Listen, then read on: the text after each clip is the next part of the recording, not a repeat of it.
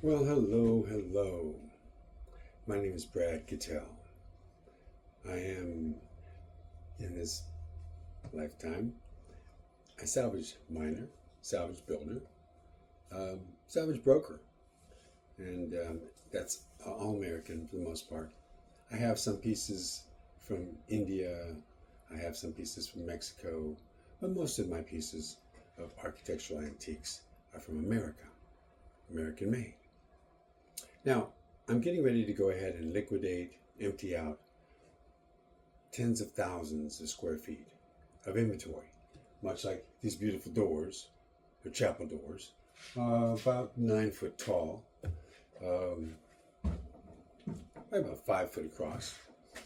And they're an example of some of the big doors I have. There's another set nearby that's about 3.5 foot per door, maybe 4 foot, a pair of them, 4 foot by 8 foot tall, and they have arches in them. They're known as coffin doors, arches being the glass. Standing across from a nice 6 foot, 7 foot tall, actually, arched glass window. One of many, many treasures. I'll flash the pictures up. You won't just have to look at me. But the goal of this is to just give you a quick idea of what's possible. If you go ahead and take the parts and pieces that took many, many hours to make, with wood that's from trees we no longer have, that were aged, properly cured, some of those trees 1,000 years old, 2,000 years old, like cypress trees, they have all been harvested. They don't exist anymore in the lumber industry to cut down, per se. So, longleaf pine and cypress. Two products I have massive amounts of storage.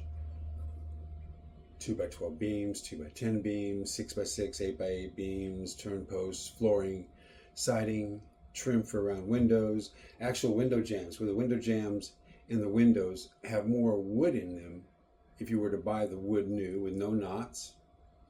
Excellent, beautiful wood. If you just took the windows apart, the value of the glass, the value of the wood that holds all the glass together, called a window and a jamb, is probably worth $200 just in wood. Some of it's in walnut, some of it's in longleaf pine, butternut, northern pines, but almost all of them exclusively during the 30s, going backwards into the 1800s. Those parts didn't have any knots. They were knot free. There was so much wood that it was classed by knots, and the knots had the lowest category, and they weren't really used on those kind of things, because if it went through the mill and the machines were going to be making it into flooring or anything else, you didn't want knots. Same thing with your casings for around your window. Same thing for your trim. So I have literally miles of it. So as you look at me, as you see, okay, I don't want to do this.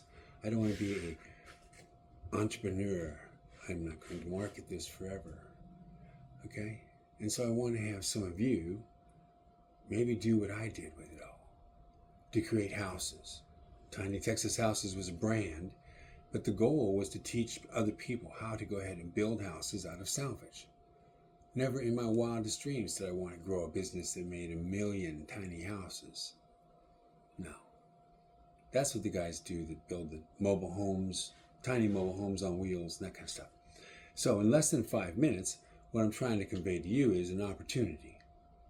I'd be more than glad if you wanted to do a package of $10,000 in materials, and that would be enough to build windows and doors for 3 tiny houses, maybe 2 larger houses, much in the style of the Sears catalog houses. Doors, windows, trim, flooring. In many cases, I still have a lot of flooring left to go ahead and put out there. I would like to see 4 or 5 people, maybe 10 people, start an outpost.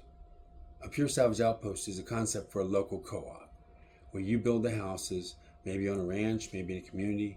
But the idea is, if you live in it, you can make payments on the materials. It's not that big of a cost, and you can make it over 5 years with no interest. So it defers that cost off. So if somebody can afford to get into a house on the front end without having to go to a bank, and if there's problems later on, well, we'll go ahead and do deferred payments and other things. So this is what I'm going to try to do. I'm running out of 5 minutes, so I'm going to go ahead and end this, and we'll try another one. How's that?